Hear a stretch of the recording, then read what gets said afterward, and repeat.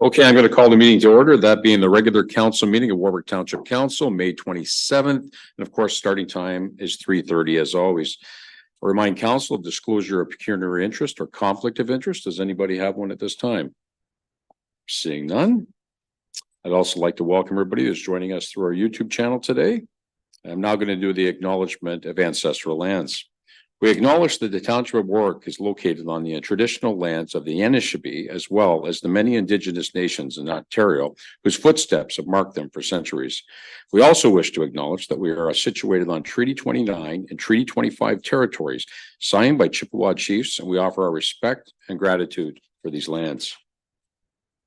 Let's go to number 5 on the agenda, council, if we can. That's the minutes of the previous council meeting, that being the May 6, 2024 minutes.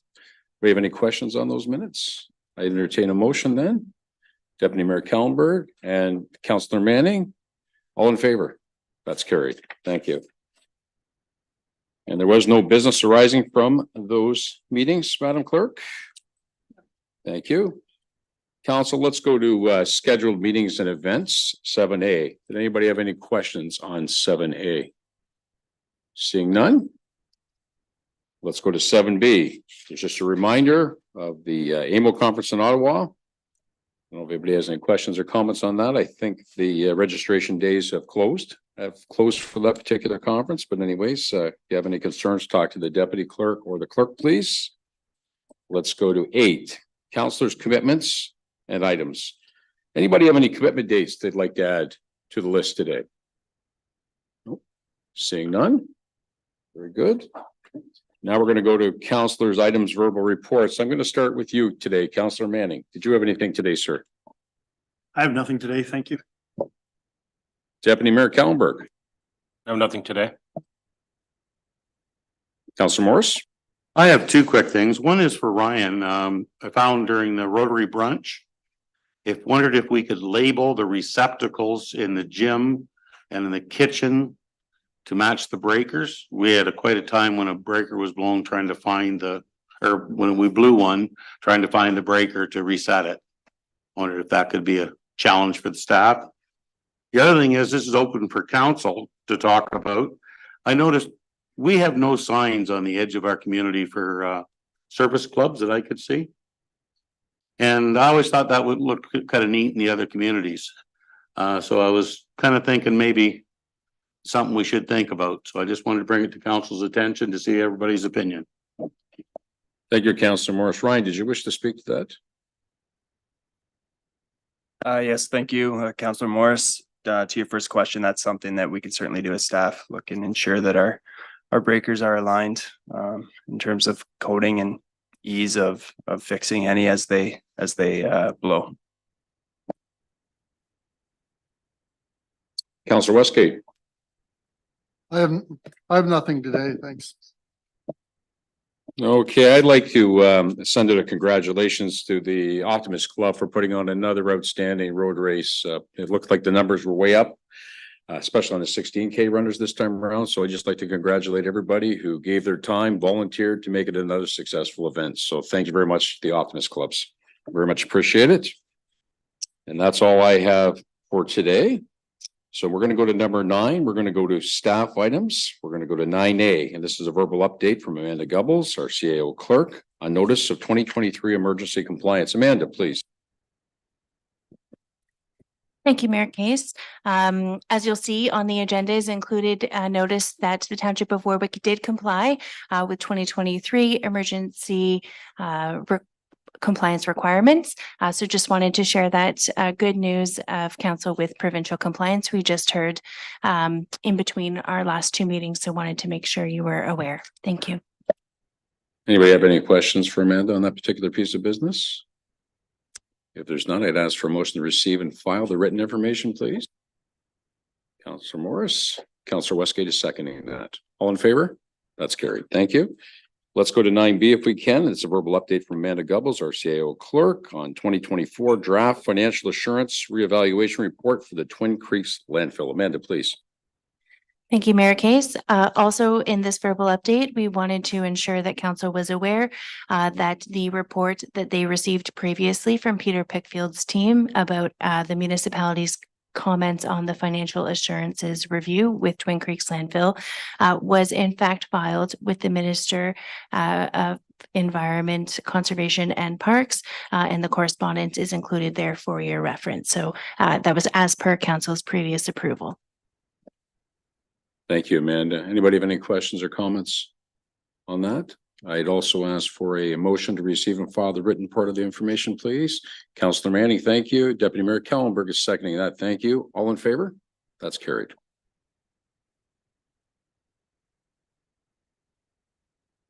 Little update from Amanda Goebbels, CAO clerk, on proposed ECA amendments from WM leachate treatment extension. Amanda, you're up. Thank you once again, Mayor Case. So this, at this time, this is provided as a notice to the Township of Warwick. It was publicly posted and shared by Waste Management, but that they have applied for an environmental compliance approval amendment related to leachate treatment on their property. So they are required to notify the municipality as well as undertake a public process to obtain an emergency or an environmental compliance amendment approval, but wanted to make sure you were aware. We will share this through our notice channels online so that our community is aware. There is a comment period and it open to anyone in the community on the environmental registry for Ontario. So also for council's information, we have shared this with Peter Pickfield and our TRT team to conduct reviews on behalf of council from a technical perspective, any concerns with anything on behalf of council. So that report will be coming to council. I believe it's the June meeting. So you'll see that soon. Just wanted to make sure you're aware. All right. Thank you, Amanda. Anybody have any questions or comments on that report? Once again, I'll ask for a motion to receive and file the written information. So we have Councillor Westgate and Councillor Morris is seconding that. All in favor? That's carried. Thank you. Okay, we're a little bit ahead on timed events. We're going to start at 3:45 today. So we're going to keep going, council. Let's go to 11A if we can. And that's the GL report. Did anybody have any questions on the GL report at this particular meeting? Seeing none. Did anybody have any questions on the accounts payable today? Seeing none, I would entertain a motion to approve both. Deputy Mayor Kellenberg, Councillor Westgate is seconding that. All in favor? That is carried. Thank you. Let's go to 12, our consent agenda, council. So what we do here is we have items A to E. How does council wish to deal with the consent agenda? Did anybody wish to pull anything out at this time from A to E? Seeing none, I would entertain a motion to receive and file the information if council saw fit. Councillor Morris, are you making that motion? Thank you, sir. Seconded by Councillor Manning. All in favor? That is carried. Thank you. Okay, we've got a few minutes. We're going to keep going. Let's go to 13A, action correspondence. First piece of action correspondence is 0595, and it's the Municipal Energy Working Group. Did council wish to? Yes, Councillor Morris. No, I'm not 100% sure that I know everything about this, but it sounded like they're kind of got an EA process for the solar and for the wind, and they're waiting. The province should have to go through the whole thing. Well, I think we should support that. So that would be a motion, sir. So you can consider that a motion. Do we have a seconder to Councillor Westgate is seconding that? Discussion, if any, before I call the vote? Okay, all in favor of the motion? That is carried. Let's go to the second piece of correspondence, and that is 0596. That comes from the town of Detroit, and that's a participation program that they're doing. The mayor and the CAO have gotten behind. It's asking anybody who wants to be involved to get involved. I am going to participate at least once in that event. to fly the Warwick Township flag. So if anybody's interested in joining us, joining me, let me know and we'll go from there. Otherwise, we'll move on unless somebody else would like to make a motion of sorts, but I think it's more information than anything else. Very good. Thank you. And then the last piece of correspondence is 05-97 from North Lambton Community Health. What's to do with that? Seeing no motions. Very good. Could I have a motion to receive and file the remainder of the correspondence? Councillor Morris, seconded by Councillor Kallenberg. All in favor? That is carried. Thank you. And watching my time here. We're going to go on to, we're kind of putting the horse before the cart a little bit, but let's go to 13B, and it's the Blue Water Power Shareholder AGM, an annual resolution. So this is before us was a recommendation. How does council wish to do with the recommendation? That includes appointing our shareholder rep, Mr. Brad Goodale, is with us today. Councillor West. Moved by Councillor Westgate. Do we have a seconder? Councillor Manning. Any further discussion? All in favor? That is carried. Thank you. Let's go to 13C if we can. And this is the CIP committee recommendation to council.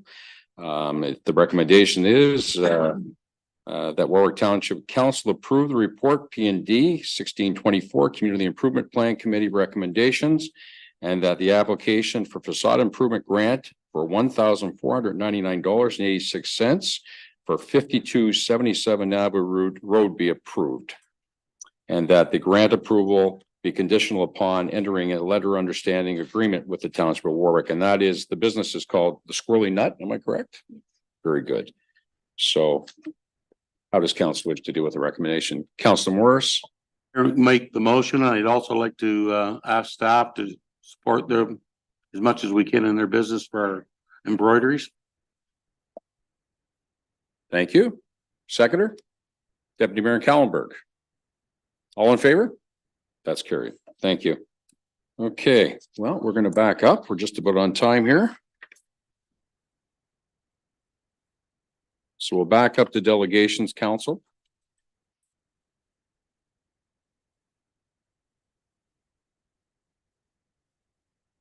And our first delegation today is we have Janice McMichael Dennis from Blue Water Power. And we also have Brad Goodale representing the shareholders of Blue Water Power as well. So welcome, folks. Please come up. We're going to find a place for you to be able to do your presentation.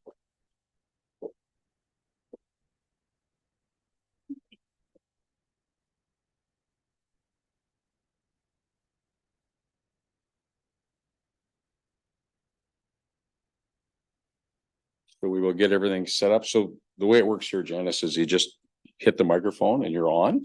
So what I'll do is I'll turn it over to you once Amanda gets the PowerPoint loaded, and the floor will be yours, and away you'll go. So let me know when you're ready, Amanda, and we'll.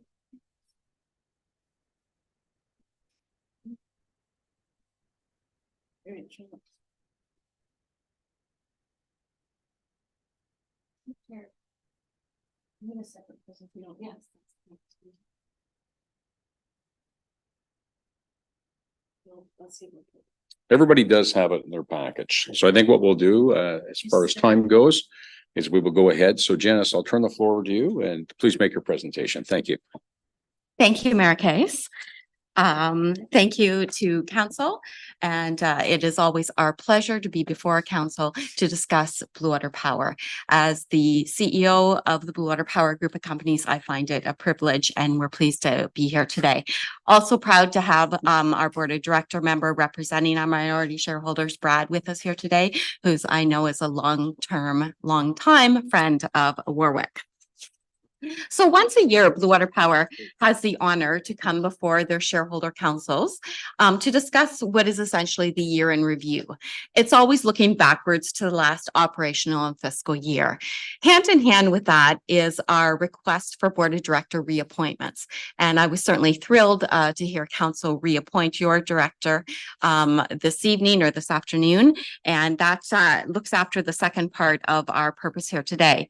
Just to be clear, we are always available at any time upon request for any type of council appearance at any time, but certainly once a year, we'd like to, if possible, get before you and have a chat. So what we'll just talk about at a high level, and thank you, Amanda. We'll look at the 2023 year in review, including the numbers, the successes we've had, operations. We'll look at what the average bill looks like, what our affiliate companies are doing, and then we'll talk briefly about the board and close it all up. I'm more than happy to address any questions as I go, or at the end. I'm certainly here at your pleasure. 2023 numbers, the most important number Blue Water Power reflects in any year or ascertains in any year is certainly the hours without a lost time injury. We work in one of the most dangerous industries in the world. At one time it was ranked number 3. I think now we're down to number 8 due to advancements in PPE, personal protection and equipment, but still we are a very dangerous sector. So sending people home to their families is the most important thing we do. On that note, we have worked 2.2 million hours without a lost time injury. That equates to approximately 8.5 years. So again, that is always the most important number. Once we get that number under our belt, then we look at the other numbers. I'm pleased to say that the other numbers are also very good. We had consolidated 2023 net income before taxes of 8.1 million. This was an all-time high for the group of companies which you own part of.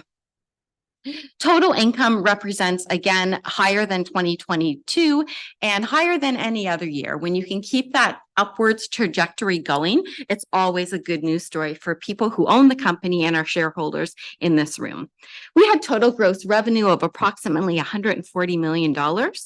Our income before tax, that 8.1 million, was up significantly over where we budgeted to be. Basically, our revenues came in a bit higher and our costs we managed to bring in a little bit lower. All in all, a very successful year for 2023 and never on the backs of utility ratepayers.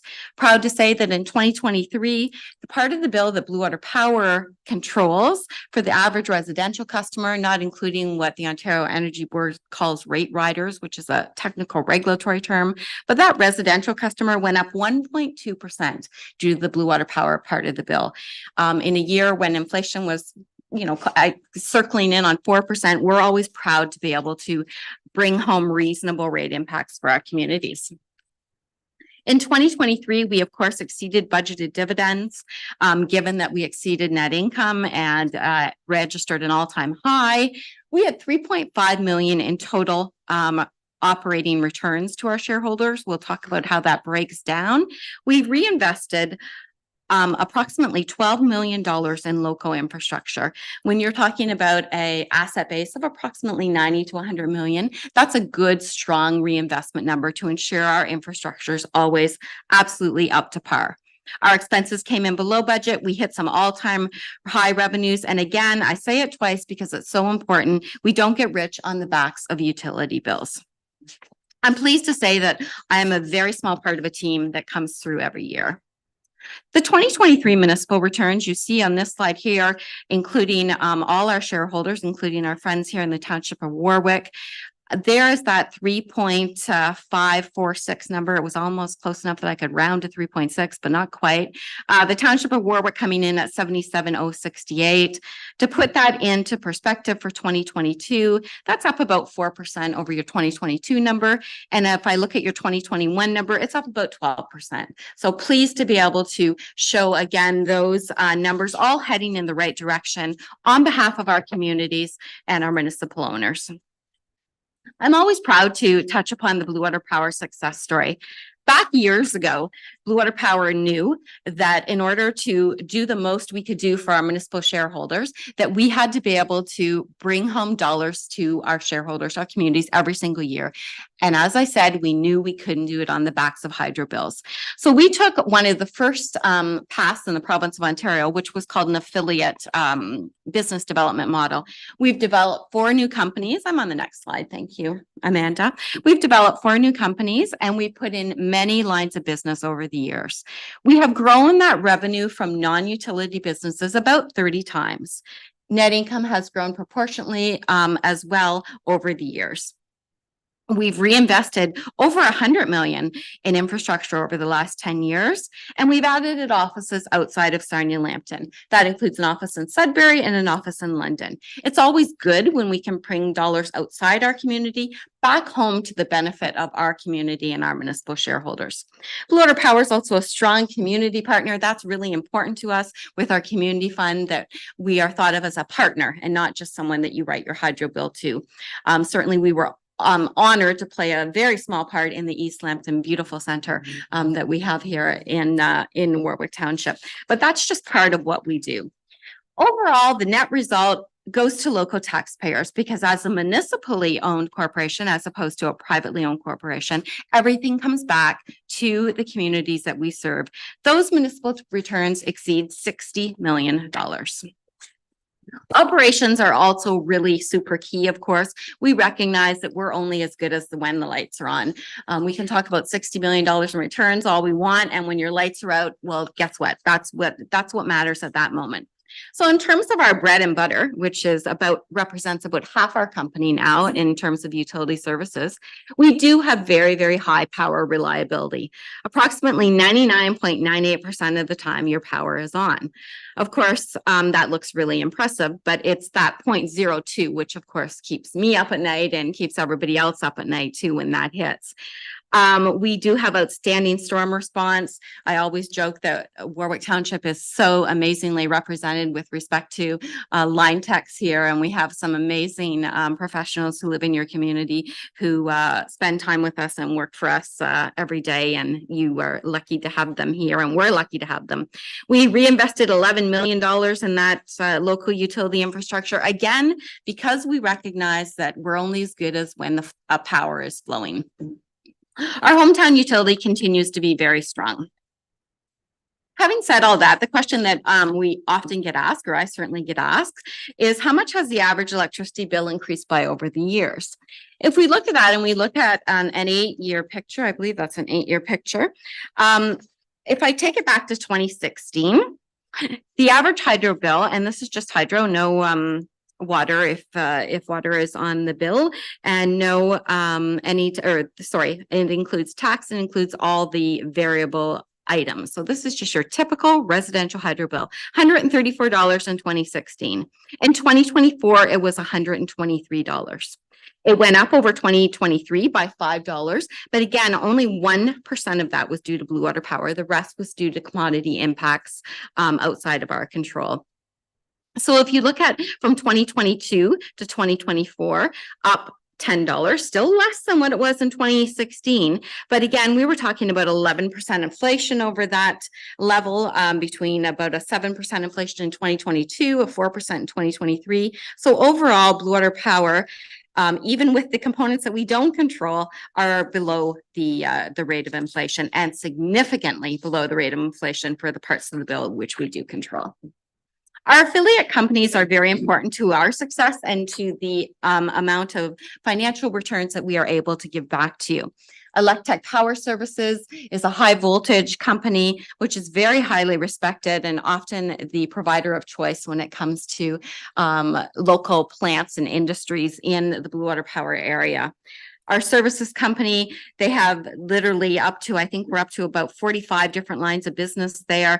They do everything from civil construction to hydrovac lines and water services that we are very pleased to do for the Township of Warwick. A very successful 2023. We have a renewable company with landfill gas and several solar projects, which is a stable company. And we have our fiber company that has signed approximately, I think we're up to about $9 million in contracts over the USA and Canada, a company that we put into place a few years back because we at the time were not getting satisfactory fiber internet services, and pleased to say that we've come a long way there. It was a tough slug for the first few years. It's a capital intensive business, and all of a sudden when you bring a new business to town, the people who perhaps weren't paying as much attention to your community all of a sudden do, the other providers. So it was a tough slug, but we've come ahead and we're pleased to serve a lot of customers and have provided a very profitable return for Blue Water Regional Networks. The Board of Directors update, and again, this goes hand in hand with our board reappointments, and we recommend that to you annually, and that was what Mayor Case just did with the vote of council. I can't tell you enough how much Board of Directors is key to our success. Brad does an excellent job. He's a member of our Board Executive Committee, which puts him in that overall guiding leadership group for the Board of Directors. Gary McDonald's our chair, Margaret Dragon's our vice chair, and we are sad to say that Steve Bolt, who's been on our board for a long time, recently retired. We are very fortunate to have the board that we have. With that, I just have some following pictures just to show you in case you run into them on the street. And we have Gary, who was known from the Chamber of Commerce, Margaret, who was a VP with Lambton College, Dr. Catherine Albion, who is probably known to many of you through the Western Research Park. Sandy Marshall is the head of Bioindustrial Canada. Doug Solomon is a partner out of Chatham law firm, O'Brien, Solomon, McGivern Lawyers, and of course, our very own Brad, who is here with us today. With that, I just wanted to close it all up and do a quick review. Overall, for 2023, we were safe, and that's first and foremost, as noted. We also hit an all-time high income in 2023. That was after hitting an all-time high income in 2022. So we've been pleased to keep up that pattern of success. We significantly exceeded our targeted financial returns. We did it with a 1% rate increase overall bill impact to our residential customers. We had 87% customer satisfaction ratings. And when you can give out hydro bills for a living and have 87% of people say they're either satisfied or very satisfied with you, that's quite something. We also had 91% public safety awareness ratings, and that says that 91% of the people that we contacted said that they felt Blue Water Power was doing a safe job and had made the public aware of electrical safety. We were pleased to provide exceptional community support. Again, at the end of the day, that's something we want to be known for.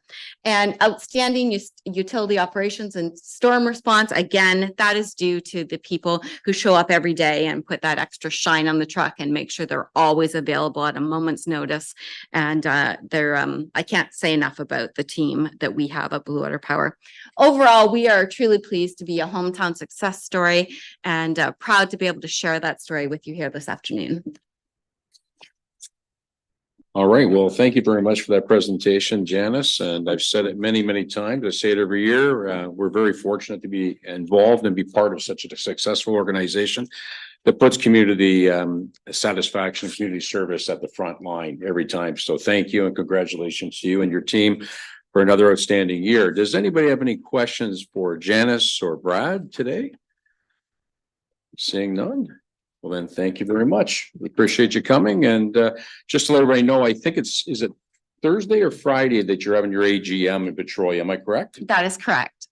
My apologies, Mayor Case. I should have turned that off. Thursday at 7 p.m. we will be doing a public AGM and celebrating at Victoria Hall this year. Last year, you may recall we were at your lovely center, and this year we're in Petrolia, and that's Thursday at 7 p.m. If you haven't already got sick of me here today, which I'm probably pretty sure is safe, but thank you for mentioning that, Mayor Case. Again, thank you very much to both of you for coming today, and thank you for your presentation. Thank you. Have a good day. Thank you.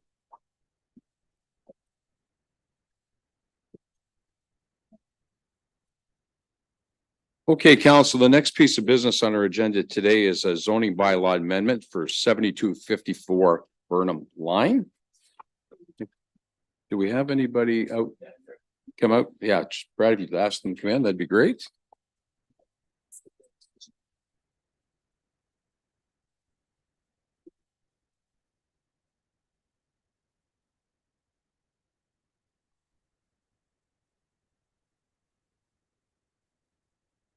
Stephanie, do you mind if I think there's some folks coming in. There they are. Very good.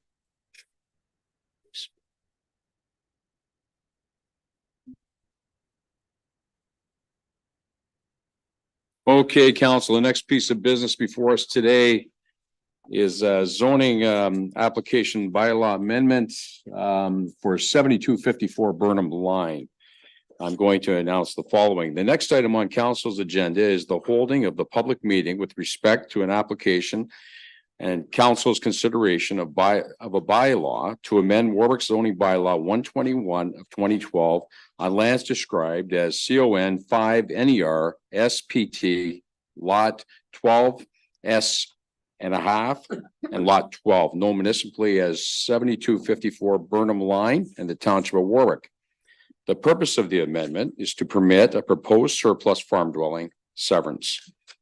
Next order of business, I'm going to ask the clerk the following: the method of giving public notice and the date the public notice was given. Amanda, please.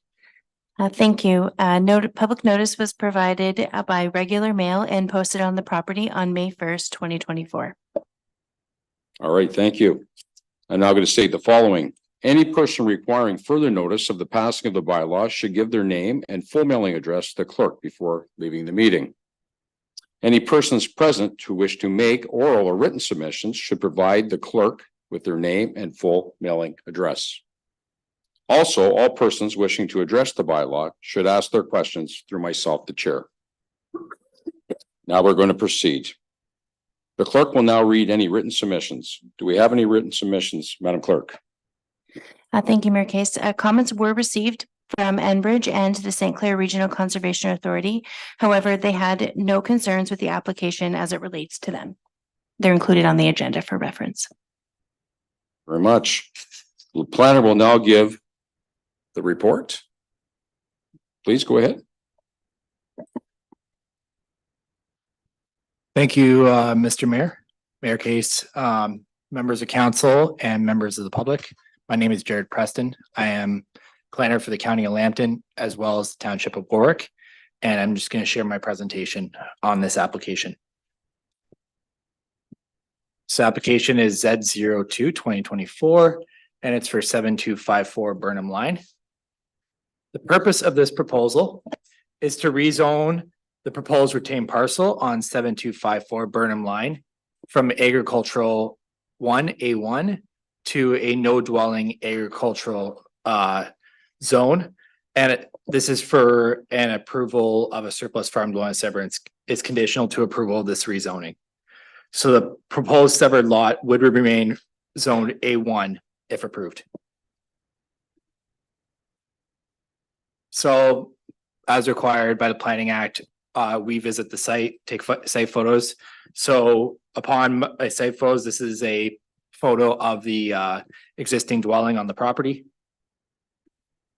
We got a site photo of neighboring property to the west. Got another site photo of an existing storage sheds and another existing storage barn on the property. The aerial photo that you see just shows the boundary of the property on 7254 Burnham Line. It is zone A1 agricultural 1. And this diagram shows the proposed rezoning. As you can see, the proposed farm lot for this rezoning would be rezoned to NDA. So that would prohibit any dwelling from being built on the property if approved as a condition of a surplus farm dwelling severance. And the proposed severed lot would stay A1. The residential lot would stay A1 in the dark gray right there. Upon review of this application, planning staff found that the proposed rezoning is not consistent with the policies and the provincial policy statement in the county official plan, the township of Warwick official plan, and the township of Warwick zoning bylaw. The provincial policy statement states that all relevant policies to the application must be met to conform to the provincial policy statement. And Section 3 of the Planning Act requires that all applications shall be consistent with the policies. And the policy that does not conform to the provincial policy and other policies is that the applicant does not own any additional farm properties in Warwick or anywhere as a result of a farming consolidation. So I have referenced multiple policies here, starting with Section 2.3.4.1. of the provincial policy statement, section 1.11 of the County of Lambton official plan. Section 4.21 of the County of Lambton official plan, and section 1.11 of the Township of Warwick official plan. 3 policies that state that surplus farm dwelling severances should not be approved if the applicant does not own surplus farms as a result of a farm consolidation. So those have just been highlighted there. Upon recommendation, plan staff recommend that the Township of Warwick Council deny the zoning bylaw amendment application Z02-2024 for the following reasons. The proposal is not consistent with the policies contained in the Planning Act and the provincial policy statement. The intent of the county official plan is not maintained. The intent of the Township of Warwick official plan is not maintained. And the intent of the Warwick zoning bylaw is not maintained. Thank you for letting me present this application. Thank you. All right, thank you very much for your presentation. We're now going to go to 4C, and we will hear for those in favor of the bylaw first. Technical difficulties here. That worked that time? Okay, we're going to go to 4C. We will hear those in favor of the bylaw first and then hear from those opposed. Does anybody wish to speak in favor of the bylaw today? Yes, please. We'll get you to come up and then we'll set you up with the microphone so everybody can hear.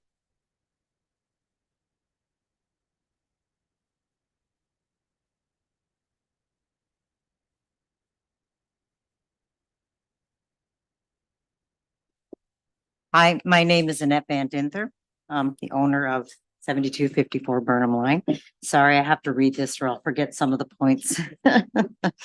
Maybe I'm a bit biased, but John and I believe that we have a beautiful home. We built this home in 1989 on a farm where I was born and raised. We have continued to maintain and upgrade since we have built it. We are retired now. We do not know what the future holds for us. Things can change quickly, as you know. We would like the flexibility to be able to stay on the farm, to sell it, and at the same time, be able to keep the house separate from the land. This gives us the opportunity to stay in our home, which we love, and who knows, maybe in the future for our children. If we are not able to sever our house and have to decide to sell the farm in the future, more than likely, as you know, it'll be a large farm operation that will buy it.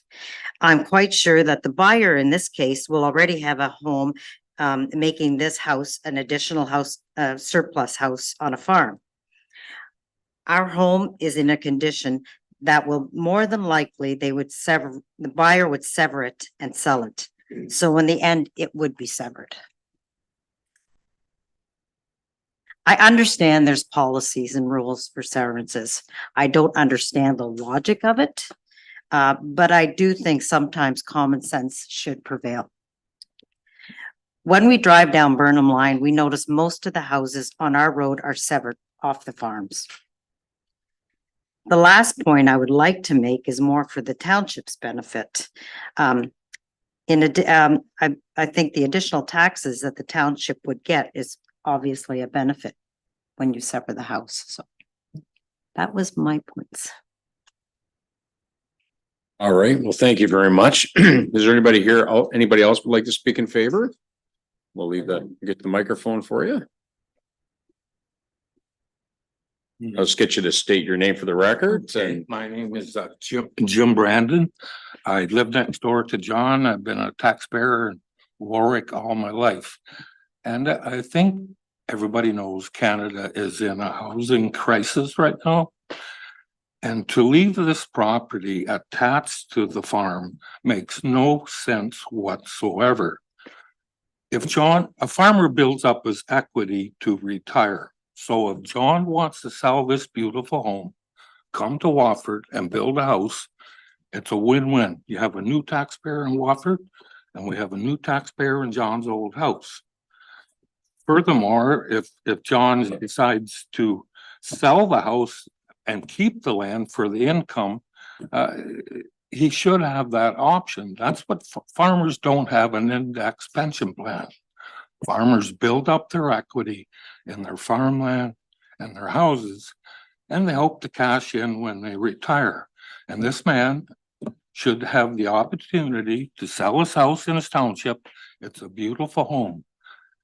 If the farm is sold to a large farmer, there's a very good chance a renter will come in to this house.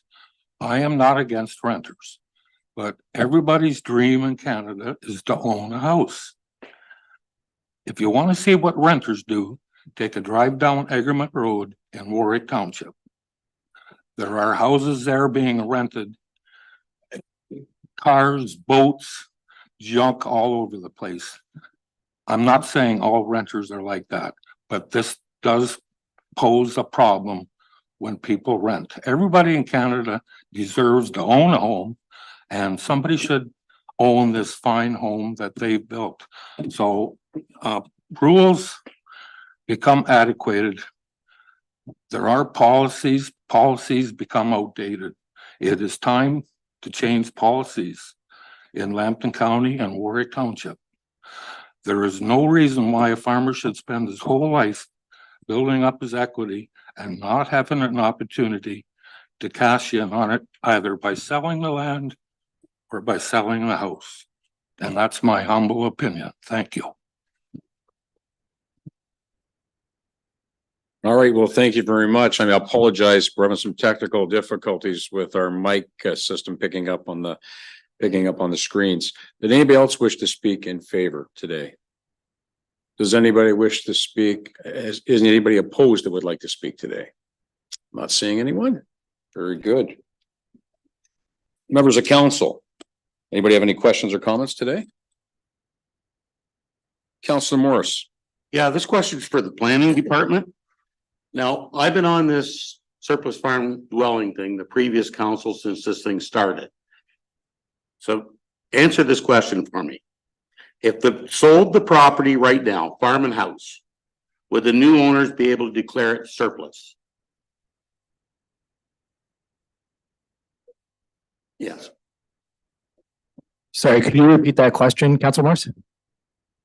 If the present owners sold the farm and the house together, could the new owners declare the house surplus? Through the mayor, only if the new owner owned surplus properties as a result of a farming consolidation. So if the new owner bought the farm property and they had excess farms, they had a different farm somewhere that had a house on it, through the provincial policy, they would comply with the surplus farm dwelling severances. In this case, they do not have an extra farm property as a result of a farm consolidation, these current owners. So we do it based on that reason alone. Based on the Planning Act, yep. Okay, yes. So let's assume then that the person that is buying this property off the Van Denthers has 5 other farms. Could they declare this house surplus? Through the mayor, they could. If they had extra farm properties as a result of a farming consolidation, they could. Okay, when we first started to talk about this 7-8 years ago, it was my understanding that that was the point. I can see no reason why this can't be declared surplus. You have 2 owners here that want to retire in the family home, but want to retire with the equity that they could maybe have by selling the farm. I don't see where this Surplus Farm Planning Act should stop that. If they turn around and sell it tomorrow to a neighbor that has 400 acres and then buy the house back, we're in the same situation. So why can't they just do it? I understand your policies. So through the mayor, for equity reasons, the provincial policy statement doesn't list that out as a reason to permit a surplus farm dwelling severance. The idea is that it is located in an agricultural area designation in A1 zone. And for the agricultural area, it's the goal of the provincial policy statement is to protect prime agricultural areas for long-term agricultural uses and to discourage any non-agricultural uses in prime agricultural areas. And since we are in a prime agricultural area, severing a lot for purpose of equity to sever off the house and sell it is not an agricultural use, it's a non-agricultural use. And there are no policies in the provincial policy statement going top down to the county official plan and the Township of Warwick official plan that supports this. And that's why I had to put this recommendation in. And and these policies are put in place to protect those uses and not to create multiple farm lots where there's a risk of losing farmland. That's why they're in there. One more, part of the reason we brought this out in the first place was to encourage rural population. Our school buses go up and down the road and don't pick anybody up. Now, this house is gorgeous. Nobody's gonna bulldoze it down. But the purpose of this was to keep those houses in the rural area for population, so everybody could own a house. I think we agree to disagree, and that's all I have to say. Thank you, Mr. Mayor. All right, thank you, council. Anybody else wish to make any comments? Deputy Mayor Kallenberg. Yeah, I'm in agreement with Wayne. I mean, I know it's against provincial policy, but I'm sick and tired of the province telling us what to do in rural Ontario. That's all I got to say. Okay. Anybody else? Yes, Mr. Manning? Yeah, I'm in agreement with Councillor Morris and Councillor Kallenberg. Honestly, policies are in place, but we have the ability to oversee those policies. And I think these personal issues is exactly where we get to exercise those because, yeah, I think in this case especially. So. Councillor Westgate. I guess I'm a little surprised by this. When we went through all this change and planning, I don't remember anybody talking about not having to have extra farmland before you could do this. So this isn't the plan that I thought we had signed up for. Oh, I do know it's been rather confusing with the stops and goes that the province have been going through with their planning and some of the things they've talked about doing and backing the bus. Not all of it would pertain to this particular situation, but it has been sort of a roller coaster of sorts the last little while. So anybody else have any questions or comments on council? Jim, you had another comment. Do you want to pop up to the microphone? Yep. Can I just get you to pop up because there's people watching this on live stream? Thanks, Jim. And then we'll. Not to mention, a few years ago, an individual on Brickyard Line by the name of Rick Smith obtained a severance, a 2-acre severance. He has a house and a drive shed identical to this situation right here. He was granted a severance in the Township of Warwick. And believe me, what's good for one is good for all. For that reason alone, we shouldn't even be discussing this. They gave it to Rick Smith. There's absolutely no reason why they can't give it to John Van Dinther. And I would go back and look up Rick Smith's severance. He told me it was the 2-acre severance.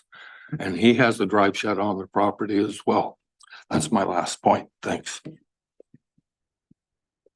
All right. Thank you, Jim. Did anybody else have any questions or comments from council? Everybody's made one? Very good. I'm going to move to the next step.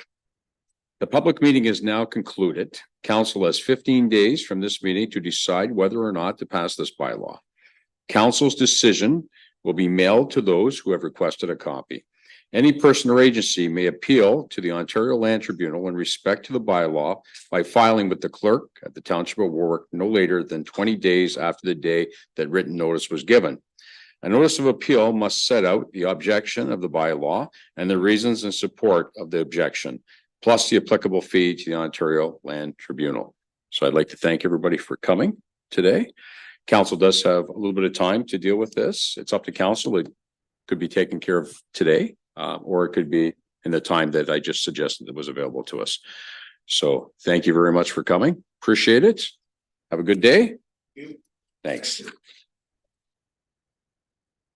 I'd like to make a motion, we pass this bylaw or this zoning application. So it's been moved by Councillor Morris, seconded by Deputy Mayor Kallenberg. For discussion. All in favor? That's carried. Thank you. Okay, we're running a little bit late by 5 minutes, and right now our next delegation is, we have Clinton Harper, who's the general manager of Lambton Area Water Supply System. And we also have my colleagues from County Council and fellow mayors. We have Bev Hand from Point Edward, who's the chair of the Laws Board, and our good friend from Plimpton, Wyoming, Gary Atkinson, the mayor of Plimpton, Wyoming, who's the vice chair of the committee. And they're here today to make a presentation to council on the laws system and where we perhaps need to go. So welcome, everybody. Appreciate you coming. And I'll give everybody a chance to settle in. No, so Bev is gonna sit. Okay, you're not coming up, Bev? Yeah, why don't you come up? We got a chair for you. Oh, no. Come on up. Come on up. Come on up, Bev. No, you're good. She's gonna let you. I don't get to sit beside you at county council, so I get to sit beside you today. So, and I don't, thank goodness I don't have to sit beside Atkinson, but anyways, welcome everybody. And thank you very much for being here, and we'll turn the floor over to you. I imagine Mayor Atkinson, are you going to start, or is it Clinton? Yes, I'm going to start. Thank you, Mayor Case, members of council, staff, those in attendance, as well as those that are joining us virtually. This afternoon, we're here as a group to represent Laws, in our board of directors. As many of you are aware, there are 6 municipalities that are part of the Laws system. And one of the reasons that we're here is that we want to talk about the possibility of moving forward in the future with reorganizing Laws, specifically to become a corporation so we can go out and borrow money for the projects instead of putting that load onto our own municipalities. So at this time, I'd like to turn it over to our general manager, Clinton Harper, who has a brief presentation. And then after that, I will ask Mayor Hand to do a wrap up for us. Clinton. Hello, everybody. So my name is Clinton Harper. I'm the general manager for Lambton Water Supply System. And if we just jump right to slide 3, we'll skip the agenda. And how about now? It's better? Yeah, go ahead. We're Okay. technical difficulties today. Go ahead, please. You know, we have a new system that you could monitor if you'd like, Mayor Case. I always appreciate your help, Mayor Atkinson. I'm here to help my neighbor. Go ahead, please. So right now, Laws is indistinguishable from its municipal members from a legal standpoint. So in other words, from the province's perspective, Laws is essentially a department of your municipality. So that said, the Laws Joint Board of Management has the authority to enter into agreements, establish policies, and set budgets for the overall regional system. And in order to in order for them to establish these budgets, the Laws JBM must undertake financial planning and implement financial planning. Financial plans are established basically as an output of our master planning process and asset management documents. So each municipal member provides Laws with key information used to develop this information. So in this way, Laws' financial plan is really established as an overall system, from an overall system perspective, and Laws projects provide the backbone for each of the local distribution networks that we supply. So the reorganization of Laws under the Municipal Act will establish Laws as a legitimate municipal organization in the province of Ontario, with all the obligations, benefits, restrictions, and requirements bestowed by the province on municipalities and municipal organization. So the goal is to establish Laws as a legitimate municipal entity that exists independently or as independently as possible from its municipal members. So slide 4. So why is this important? So over the next 20 years, Laws is looking at about 145 million in capital work needed to maintain our current level of service and achieve our growth-related targets. So it's important that Laws is recognized by the province as a municipal organization in order for Laws to directly access all of the provincial programs. This means enhanced access to programs established by Infrastructure Ontario and establishability, basically to work with the province to develop their future grant applications and their unique funding opportunities. So next slide is so the what. So of the various organizational vehicles available under the Municipal Act, the Municipal Service Corporation or MSC option offers the best available choice that is applied as an appropriate level of balance and oversight. It basically a balance of oversight and autonomy. So the MSC or Municipal Service Corporation will provide the Laws JBM with the greatest level of authority possible to act in the best interest of the overall system. So slide 6. So what is an MSC? And you guys are well aware of what MSC is with your with your relationship. But so basically, it's a municipal service corporation that it operates within a strict framework and guidelines that are established by the municipalities at the time of incorporation.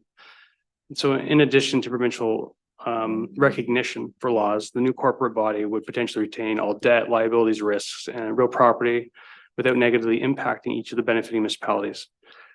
So moving on to slide 7, the how. So in 2023, oh, too far for me. So in 2023, we'll be stating 93 million in tangible capital assets. These are municipal assets first and laws assets second under the current organizational structure. So this means that municipal council of laws' members are put in a position where they must call the shots in terms of provincial program, provincial programs and weigh laws' projects against municipally significant, their municipally significant needs. So in order to reorganize, basically in order for the reorganization of laws into MSC to be successful, it'll require the transfer of ownership of the assets that make up laws as it exists today from the benefiting municipalities to the newly formed corporation and the establishment of a clear delineation between laws and its members. The idea is to allow laws an equal footing with its municipal stakeholders when it comes to provincial programs. From a financial accounting perspective, when laws started down this path, it was really originally believed that the reorganization of laws into an MSC would allow it to achieve a level of financial autonomy necessary for its stakeholders to begin accounting for it under a modified equity method. But a close examination of how laws currently functions from a financial perspective, combined with how laws is physically established, has resulted in financial experts indicating that it is likely not possible for laws' members, municipal members, and eventual stakeholders under the new MSC model to move away from the proportional consolidated method they currently use to account for laws. So while the transition being sought by laws will not provide for complete financial autonomy, the ultimate goal will still be achieved. So under the new MSC organizational structure, the legal ownership of the 93 million intangible assets currently operated and maintained by laws for the overall system will become laws assets first and stakeholder assets second. Laws debt will likely still be reported on the books of its stakeholders under the MSC. However, any debt will be proportionally tied to the transferred assets that are dedicated to laws during the reorganization process.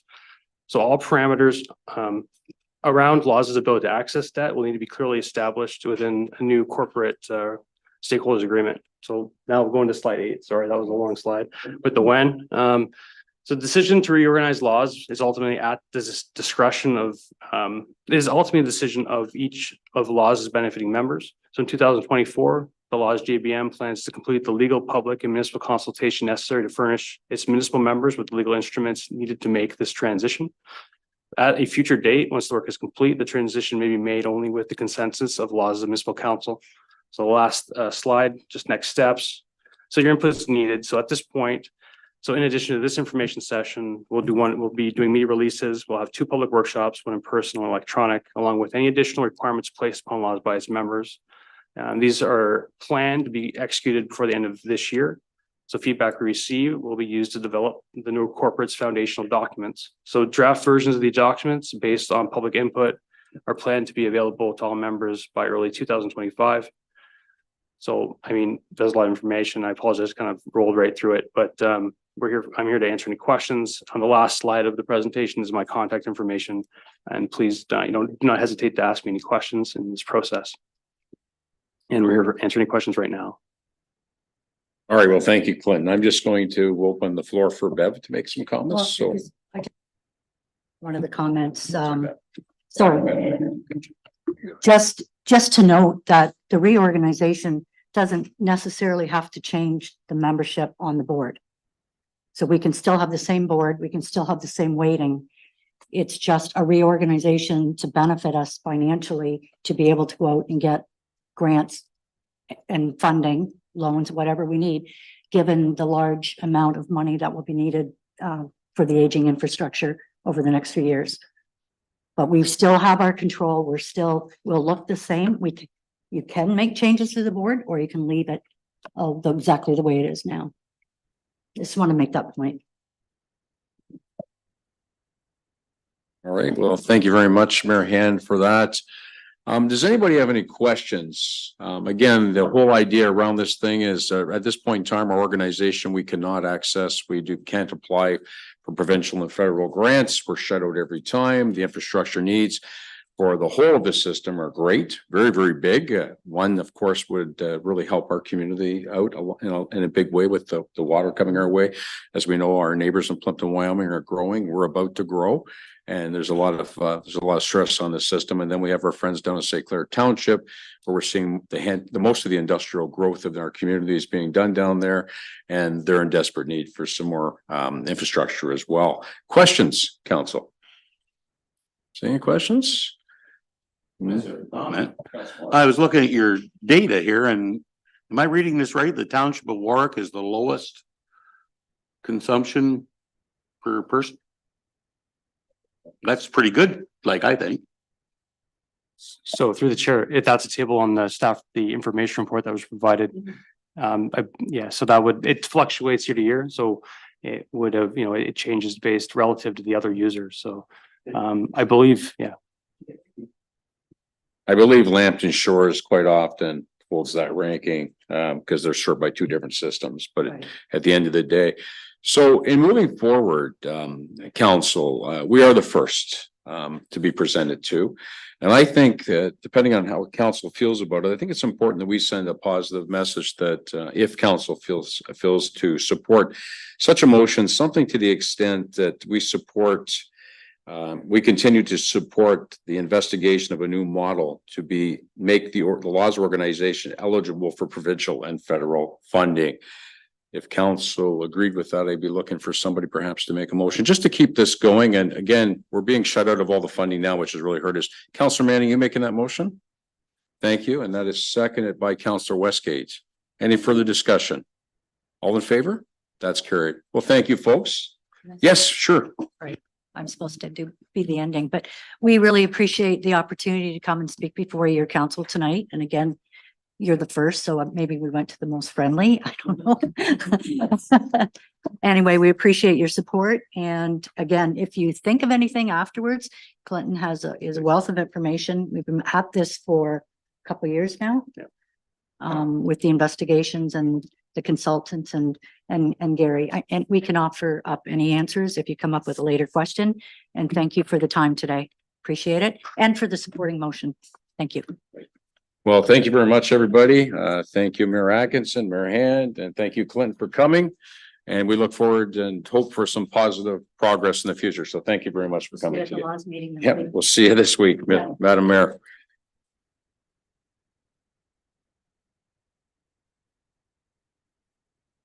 Okay, council, I believe we went through all of the other business in open session except for we're at number 14. Is there any new business for today? Saying no business, no notice of motions have been received. So we are going to go to the closed meeting portion. I need a motion to move into in-camera meeting. Council pursuant to section 239 of the Municipal Act 2001 is amended for the following reason.